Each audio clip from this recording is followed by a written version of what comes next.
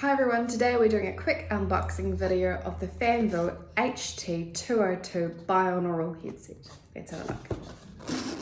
So inside the box we find a headset.